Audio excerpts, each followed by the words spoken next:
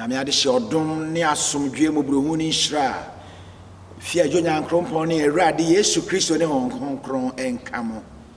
yede Awurade asim pempen so de abeduru bosumi dumienu kwasi ade dikan ni ene eye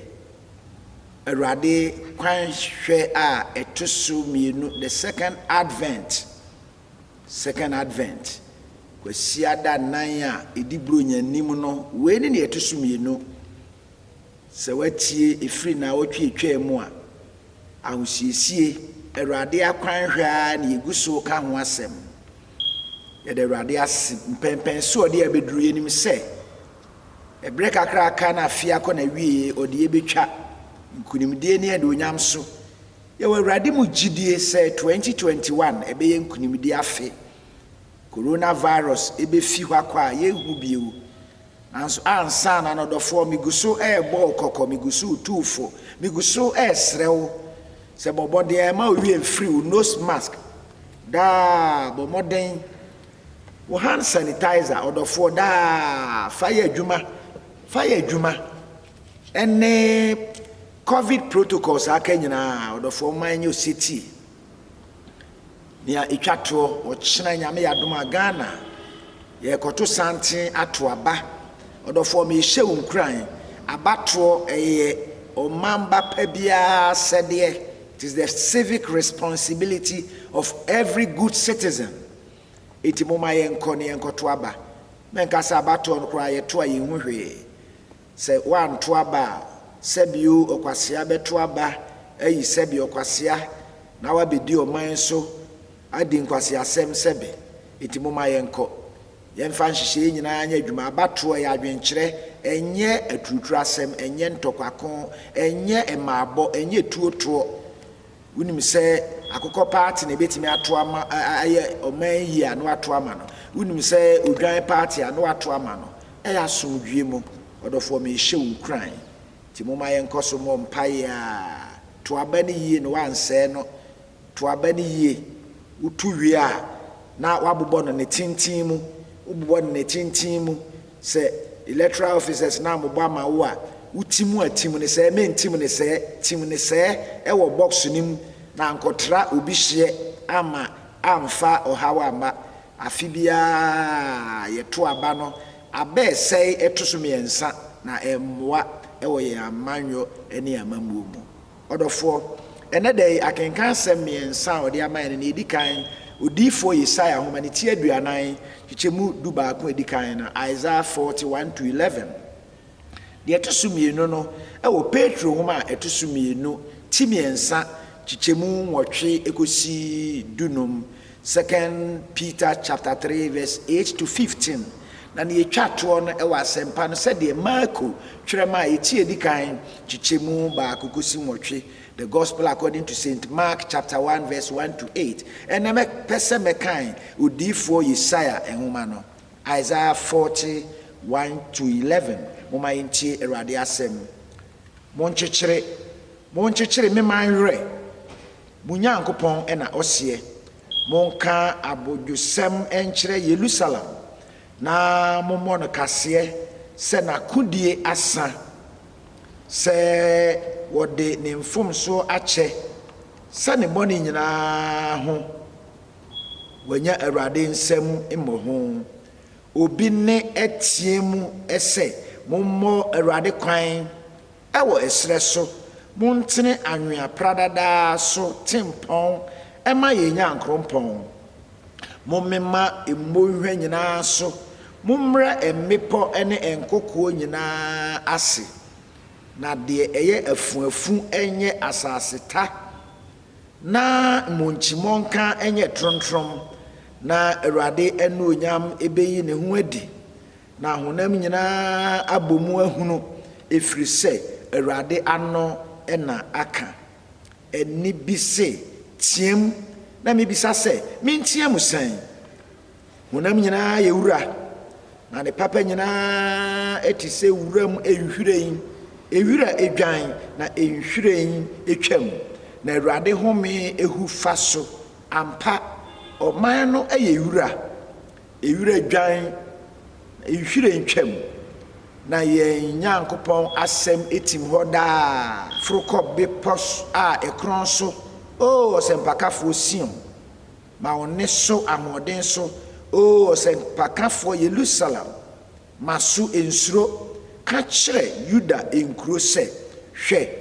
mo Nyankopɔn nie hwɛ Awurade Nyankopɔn edi tumi eba na ne basa ebedi ndim ama no hwɛ na katua eka ne ho na nanam hyɛ edi nanim ɔbɛyɛ ne nwankuo sɛ odwanhwɛfoɔ obetru enwa ma ne basa so na wasoa wɔn ne kukum enwan maatan no ɔbɛka wɔn brɛw Awurade asɛm ni ɔdɔfoɔ yɛ bɔ mpae nyame tumfo nyame ne kwafoɔ ɛnɛ dɛ nso yɛhyia mu w'anim Awurade daa wo kasa yɛ ho ɛnɛ dɛ yɛsrɛ sɛ wobɛbrɛ tumidie ne mpanini nyinaa ase wafa adwen susua ne akoma nyinaa no mum kasa tumi ne ahoɔden so na wo ma yɛayɛ krado etie wo amen. Make straight paths for the Lord. Make straight paths for the Lord. Moma Awurade atempɔn entene. Moma Awurade atempɔn entene. Atempɔn kora sɛn etie. What is the nature of the paths or the highways? The nature of the path. Make paths straight. Why should we make the path straight? Yen Martin Ponentine, are there crowd as I see a Martin Ponentine? What are the paths in our lives? Ya bra boom ye can't impon any day and there. When will the paths be needed and for what? A breben at impon, ye manatine no, a hobeban faso ye be here, the day cranty any here. Or the four. Sauti akenkan sem no ya si obi ne etie mu wo sreso se munsiesie Awurade ekwan moma na tempon entene na moma ne eye emipo enye anwea pradada montene anwea pradada so atempon na momema emonhwe nyina so valleys emonhwe nyina ne emonhwa yemema so yemre mepo ne nkukuo nyina ase de ayafuafu no yemanya asase ta yemma monchimonka enso enye trontrom enti se yehwe kwantempɔ ni so the nature of the path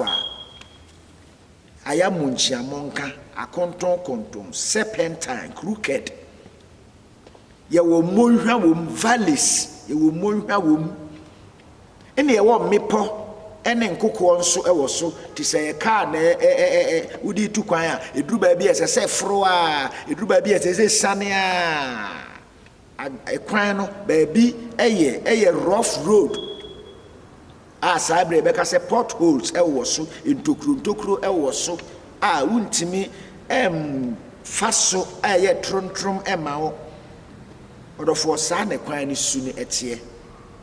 enye kwan a menka se yeyi no kama tete se a yegusu yi akwan kwan eso fa enya kono enye de. That is the nature of the path, the highway. Na yesiesie kwan a making the path straight. Odofo kwan ye bia yehia mfidi akese graders, yehia excavators, yehia rollers. Di mfidi akese bi tutu abo ewo kwan ne so ebi edwi tipa trucks a ede anwea ebegu so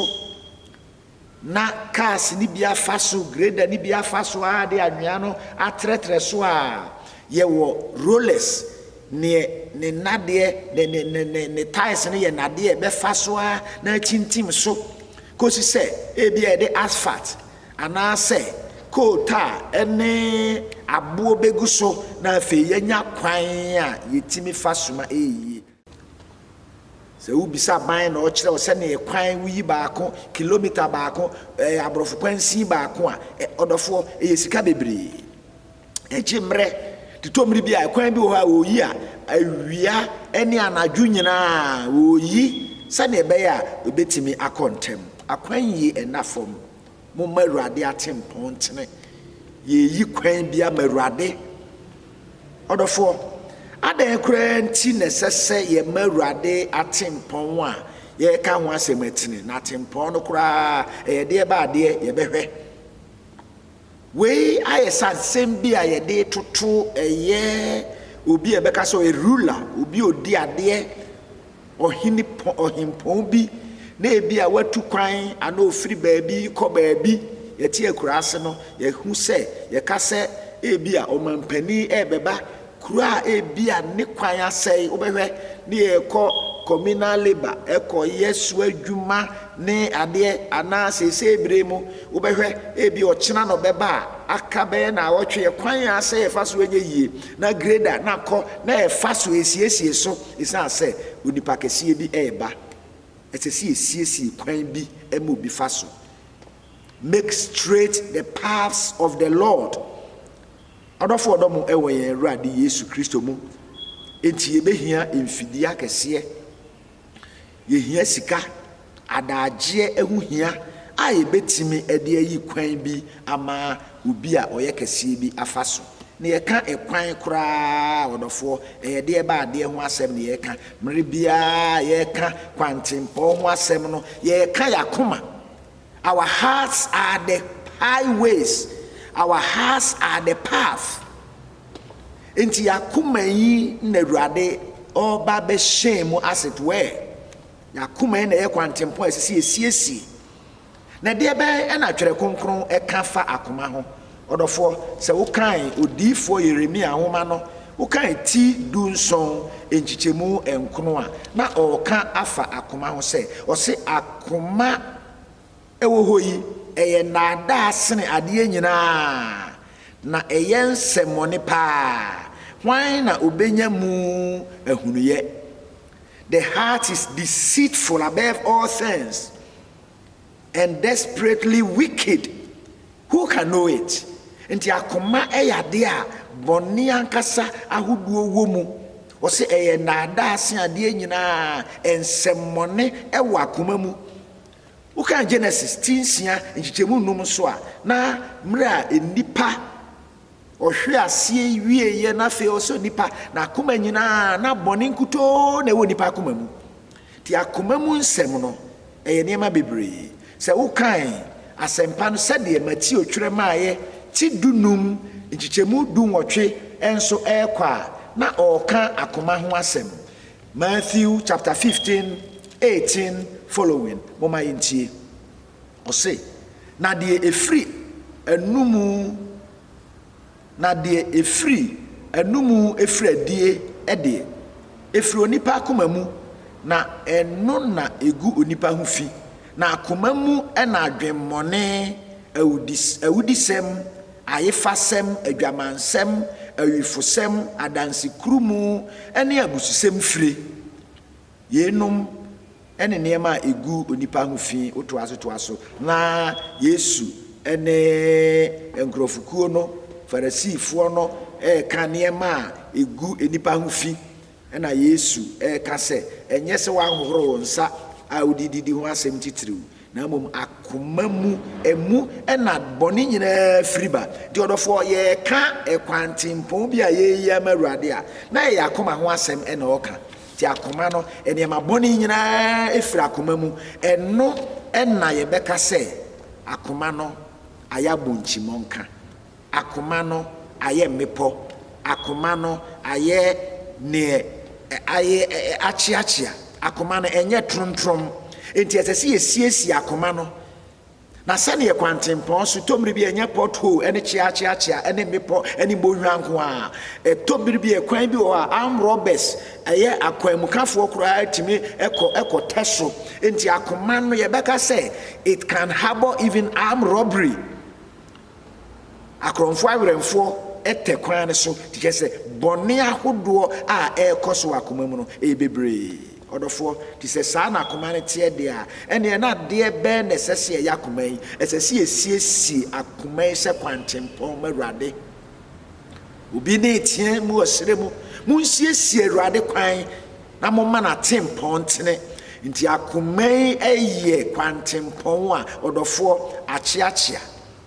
ɛnyɛ kwan a Awurade fa so ɛbɛyɛ yie nti mmerɛ a yɛhwɛ Awurade kwan na akoma yi ɛyɛ kwantempɔn no sɛn ɛna me ne wo yɛsiesie yɛ akoma afa ɛdeɛ bɛn na ɛdi akoma yi mu dɛm ɛnneɛma ɔbobɔɔ so awudie ayerefasɛm adwamansɛm kɔnkɔnsa korɔnobɔ ɛne ne ɛtete saa ɛna ahyɛ akoma yi mu maana abufuo akayɔ ɛne ne ɛtete saa duaboro ɛna ahyɛ akoma yi mu maana neɛ akoma ayɛ mabusuo no na ano ka twerɛ kronkron ɛne ka saa nti ɔdɔfoɔ saa na akoma ɛteɛ na berɛ bɛn ne ɛbɛhia saa kwantempɔn a yɛ akoma nsiesie na deɛ bɛyɛ koraa nti na ɛsɛ sɛ yɛsiesie adan koraa ne yɛhia sɛ kwantempɔn a yɛ akoma yɛsiesie sɛ wokan Petro homa ɛto so 2 ti 3 a mesi yɛnka nhyehyɛmu 8 na ɔka Awurade da no ho asɛm ɔdɔfoɔ na Awurade osi obɛpue n'anu onyam mu Awurade bɛpue n'anu onyam mu na niwa nyinaa bɛhu no prɛko pɛ difo Yesaya no nso ɛka sɛ Awurade ano ɛna aka niwa nyinaa bɛhu no yɛbɛhu n'anu onyam mu sɛ ɔba Awurade asɛm so ɛyɛ nokorɛ nsensaeɛ baako koraa ni hɔ a yɛbɛfiri mu afiri a ɛma mu ne nyinaa bɛba mu enti yɛwɔ da bi a yɛtwɛn sɛ Awurade ɛbɛba akwan hwehwɛ ni mu a na yɛwɔ the glory of the Lord will be revealed ne yɛka Awurade anu onyam a ɛda adi a yɛbɛtumi ahunu nneɛma mmiɛnsa it began to be revealed in the restoration of the captives of Judah from exile mmerɛ Yudafoɔ atukɔfoɔ no ɛsan firi atukɔfoɔ ne mu asan aba no Awurade anu onyam ɛda adi ɔgye Awurade de gye ne manfoɔ no ɛda Awurade anu onyam adi sɛ ne mma ɛwɔ ɔhaw mu ne mma ɛwɔ amanneɛ mu Awurade san time gye wɔn Awurade anu onyam ɛda adi ne ɛto so mmienu more grandly in the second coming of the Lord Jesus Christ Awurade anu onyam no bɛda adi ɔkwan sonko so kɛse paa mmerɛ Awurade bɛyi ne ho adi ne mpire no soɔ sɛ ɔba ɛbɛda adi then ultimately it will be revealed in his kingdom where the Savior will dwell in the presence of his people for all eternity mmerɛ Awurade ɛne ne nkurɔfoɔ bɛtena ɔno ɔyɛ ɔhene ɔno ɔyɛ agyenkwa no ɔbɛba no ne nkurɔfoɔ bɛtena afebɔɔ Awurade anu onyam bɛda adi ɛwɔ ne nkurɔfoɔ so aseda nka Awurade den enti mmerɛ a yɛhwehwɛ sɛ yɛsiesie saa kwantempɔn a yɛyɛ akoma yi Awurade da bi ba enti yɛnsiesie kwantempɔn no ma no sɛdeɛ mede kaakaeɛ sɛ ɔkunini bi ɛɛba kuro a yɛte so ne kwan no nya a yɛhyɛ siesie kwan no Awurade ba ɛsɛ sɛ mene yɛsiesie akoma yi ɛyɛ ne kwantempɔn a ɔbɛfa so ɛde aba yɛ asetena mu aba yɛ berɛ mu sese ebua akoma mu ama Awurade bɛhyɛn mu obɛsiesie yɛpɛ ti mmerɛ ɔbɛpue na ne onyam ne mpire ne soɔ no yɛni anwu ɔne n'abɔfo anim na yɛkra nso ɛnyera na sɛ Awurade da yi a ɛno nti yɛsiesie saa akoma yɛ kwantempɔn ama no no na ɔka sɛ honam nyinaa te sɛ ɛserɛ honam nyinaa te sɛ ehwire a edwan etwam ɛkɔ no see Awurade emframa ebɛbɔ afa so na atwintwam na adwan yɛka Awurade saa ne mframa a ɔka ho asɛm ya na bufuhye the wrath of God will be manifested on that day, that judgment day, that day of the Lord ɔdɔfo ɛbɛda adi ɛno nti moma yɛnhyɛ ne nso yɛntimi nsiesie yakoma yi a ɛyɛ kwantempɔn a Awurade ɛfa so abɛn na no na Petro ɛka sɛ ebinom susu sɛ Awurade ɛda no ka akyi anaasɛ atwentwɛn ne nanse, it is slackened. Ɛnasɛ daabi Awurade mmɔborɔ hu ɛdɔɔso nti ɔmpɛ sɛ obiara bɛyera nti ɛna Awurade atwentwɛn ne mma ase. Ɔdɔfoɔ momma yɛmfa Awurade mma yɛyi ɛnni agorɔ. Ɛdi fɛw sɛ mo Awurade no ɔte trɔk so koraa ɔte sɛ akyekyerɛ koraa na ɔnante anka saa mmere waba. Awurade mfa bɔ ne nkyɛw. Ɔdɔfoɔ momma yɛnsiesie ho. Ɛsiane sɛ ɔse saa da no ɛbɛba te sɛ owifoɔ ɛreba ɔba nadwo obiara nim da ɔbɛba ɛbɛyɛ putupuru na waba ɛnu nti ɛna sɛ ahosiesie bi wɔ hɔ a ɛsɛ sɛ yɛsiesie na ahosiesie a yɛka ho asɛm ne kwantempɔn a ɔbɛfa so ɛno ne yakoma momma yɛnsiesie. Ɔse saa da no ɛbɛyɛ hu ewie mu mfitiasedeɛ nyinaa bɛhye. Ɔse ɔsoro de kukurudu ɛbɛtwam na wiase mfitiasedeɛ nyinaa ɛbɛhye. Nsakyerɛ bɛsi wie mu nsakyerɛ bɛsi asase so na ɔse sɛ saa nneɛma nyinaa bɛsi a enipa bɛn na ɛsɛ sɛ yɛyɛ. What manner of people should we be in holiness and in godliness? Tie ka sɛ saa da no nneɛma sesɛ bɛsi a Awurade da no bɛɛhu a enipa bɛn na ɛsɛ sɛ me ne wo yɛyɛ. Enipa bɛn na ɛsɛ sɛ yɛyɛ. Ne mmaeɛ no ɔba sɛ ɔse nakatua kura ne nsam sɛ ne nakatua kura ne nsam saa na natemmuo nso kura ne nsam. His rewards are with him. In the same manner his judgments are with him. Ti akatua bɛn na ebenya anaasɛ afɔbu a na atemmuo bɛn na ɛbɛbae so. Prepare the way, the path of the Lord, and make his path straight. Yɛnsiesie Awurade kwan yɛma no atempɔn ntene ti nipa su bɛɛ na ɛsɛ sɛ yɛyɛ. What manner of people must we be? Enti sɛneɛ na Yohane Suboni kan Marko asɛmpa no ɔbɔ dawuro ɛwɔ serɛ so. Monsakyera mo adwene momma Awurade atempɔn ɛntene monsiesie Awurade kwan no. Ɔka bɔne fafiri ho asempa sɛ nipa no bɛsakyera ho adwene na wanya bɔne fafiri. Ɔdɔfoɔ di saa pɛpɛɛpɛ ɛna ne nso tie mu daadaa sɛ yɛnsakyera yɛadwene, repentance from all sins. Akoma yɛma Nyame ɛho nkonkron no mɛtena akoma mu mmerɛ a yɛyi bɔne afiri mu. Si yɛka yɛn bɔne kyerɛ ɔnokwafoɔ ne trenni ni sɛ ɔde yɛn bɔne nyinaa bɛkyɛ yɛn. We must repent from all sins.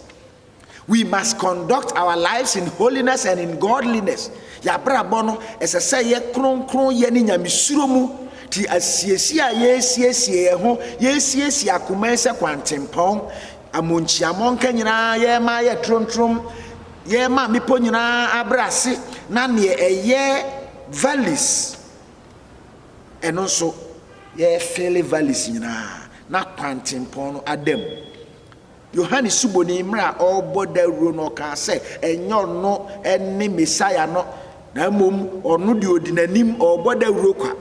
na ne odi n'akyi ɛɛba no ɔyɛ kɛseɛ na ɔno deɛ ɔmfata mpo sɛ ɔkoto na ɔsane na ne mpaboa homa ɛyɛ ahobraseɛ kasa ɛyɛ ahobraseɛ su. Enti mra yɛsiesie Awurade kwantempɔn yi ɛto gyemenew sɛ yɛbɛtumi abrɛ yɛn ho ase humility. Sani Yohane Suboni ɛbrɛ ne ho ase ɛka nsɛmpa no.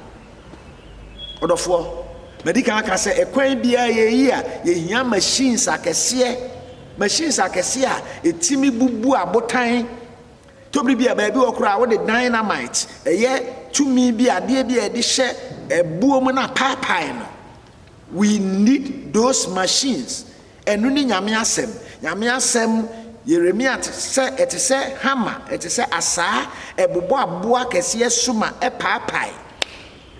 Yɛtumi ayi kwampa bi afa baabi. We need that word of God. Tɛsi yɛma Nyame asɛm ne tena yakoma mu daa. Tina na Paulo kyerɛ kɔma Kolosefoɔ no sɛ momma Nyame asɛm ne ntena mu bebree. Let the word of God dwell in you richly. Enti Nyame asɛm no na yɛ machine a ebe tutu aboɔ ebe paapae aboɔ ebe dwiri mepɔ baabi a ayɛ monhwa no ebe fele hɔ ama baabi biara yɛ trontrom na yɛ asase a afei deɛ sɛ agyenkwa ne nam so ɛɛba a na ayɛ trontrom koraa. e kwan a wo fa so a wo mre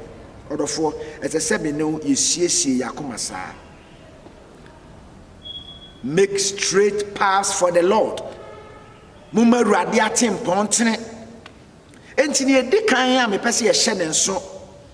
Mra me ye na me de me kasa ba wie say we must acknowledge the crookedness of the highway or the path. We must acknowledge that fact that the paths are crooked. The paths which are our hearts are crooked. Yakoma no ye kwantempon no achiachia. Yakoma no ye kwantempon no emipo sisiso. Yakoma na ye kwantempon no emonhwa wom. Yakoma na ye kwantempon no potholes wom. Yakoma na ye kwantempon no am robbers teteso. So we must acknowledge that fact. Na fe yasre Awurade say omoaye, we must accept the need for repairs or reconstruction. As ye who say kwan no enye ne obrempo bi fa so ye dia ene na sie kwan no tie se me no ye ma ho kwan na machines no ebowura kwan so etisi kwan so enti machines am de agina wo manyame asem no ye ma ho kwan na ebowura akoma mu na sie akoma bia na afei e kwan no ye kwan a itimi fa so. So we must accept the need for repairs, and we must allow the machines to get on the highway, to remove all rocks, to remove all mountains, to fill all valleys, to straighten all the curves and the rough edges. We must allow the machines to get on the road. Yema ekwan na asem no a ejina wo manfidie no enwura eso. Me kan say kwan ye yibia no pa ye yibia na dwene asonka ne asiso. It needs commitment. So as we prepare the paths of the Lord, we straighten the paths of the Lord, we need to be committed to the cause of Christ. As I say, ye dear humma Awurade ye sum ni ye. Odofo. Se contractor bi so ye ni hafo a. Ti na tom ni bi e kwan no e koduru ba bi a intimi ntoa so biem. Contractor ne we ni hafo nti e kwan na ka. We can't worship God, we can't aspire to go to heaven if we are lazy Christians, if we are not committed. In construction of road, there is a high cost component. It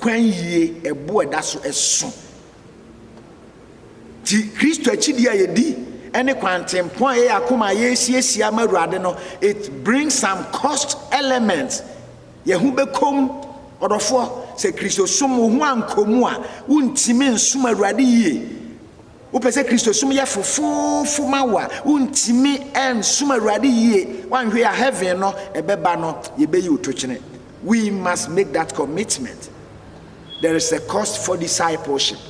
Usuani ye no eka ewo mu asi etua ye hu bekom tomri bia wo de okra kra betwa so etomri bia ye beka nsem enimu ato so etomri bia okombedew etomri bia wonnampo ehu beka etomri bia ba bia ye soma moamo akwa nyame adwuma na nya homeka. Your comfort will be sacrificed. Sane ye hu beto wo no eno kwa no beche wo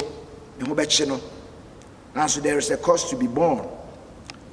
Individual responsibility. It is an individual's responsibility to make the path straight.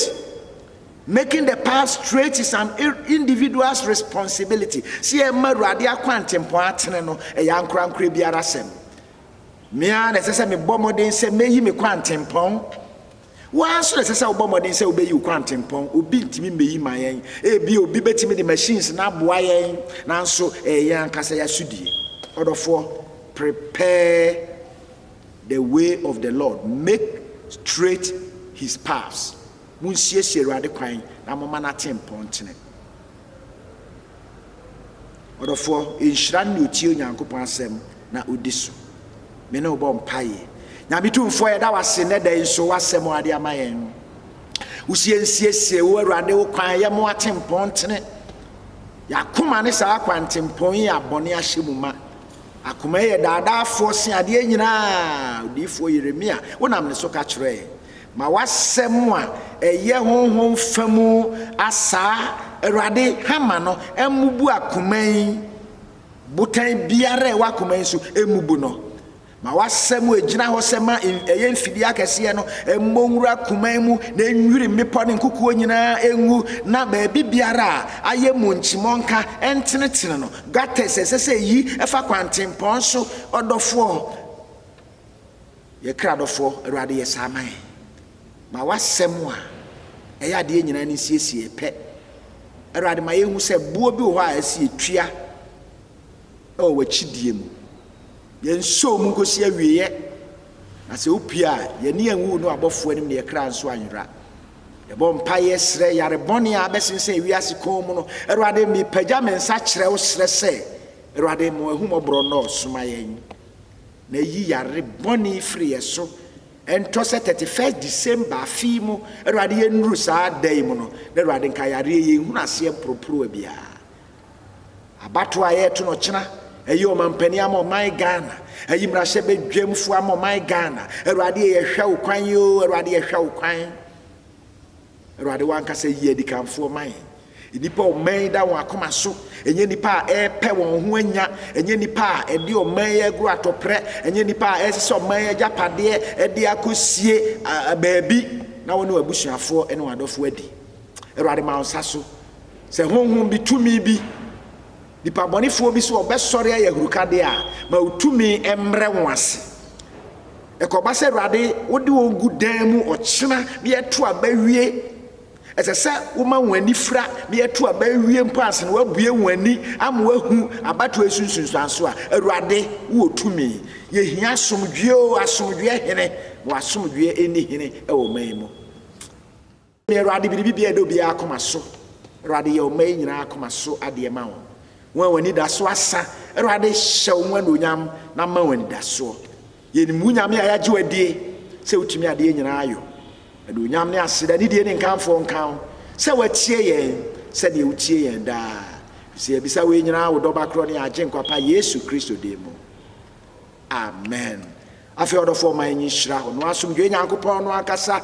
ɔnte mo ho koraa Awurade na ahwɛ mo honhom ɛne mo kra ne mo nipadua so mu a ɛho ma asɛm bi